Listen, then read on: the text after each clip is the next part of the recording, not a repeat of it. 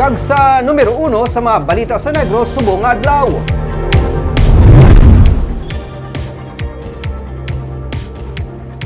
Mayor Albee Benitez nagsiling nga wala sang basihan ang mga alegasyon ni Congressman Teves batok sa iya.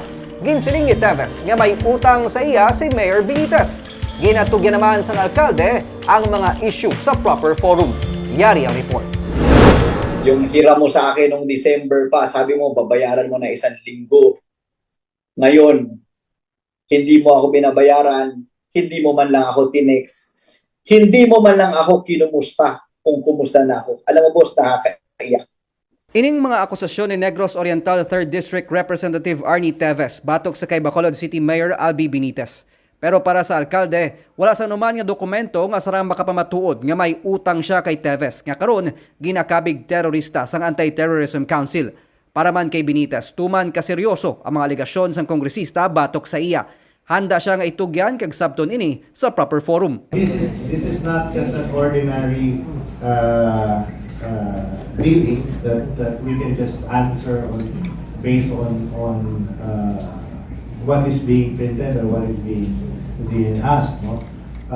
In fact, I also called Secretary Boy Nicobulia yesterday and asked him certain parameters on how to go about it. And he mentioned that it's better that we address this in a proper forum. As of now, I've heard na may mga allegations of certain business dealings, but as of now, I have no paper or any document that specifies or even indicates any association. Sa iya nga online press conference, ginpahayag man ni Teves nga may utang sa iyang alkalde kag nagapati siya nga dapat man ilakip ang alkalde sa Bacolod sa listahan sa mga terorista kaupod sa iya utod nga si Anay Governor Pride Henry Teves kag iban pa. Hindi man luyag ni Benitez nga maghatag sang komento kon bala may kaangtanan sa politika ang pag-ulamid sa iya ni Teves.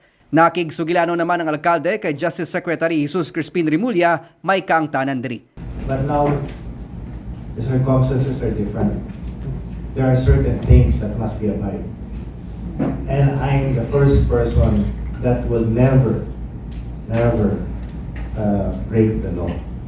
Anay magkalyado sanday Benitez kag Teves nga katapo man sang Visayan Block. Ang alkalde ang nagpaabot man kay Teves nga magbalik sa pungsod agud atubangon ang mga kaso batok sa iya. Ini may kaangtanan sa kamatayon ni Anay Negros Oriental Governor Ruel Digamo kag 8 ka iban pa.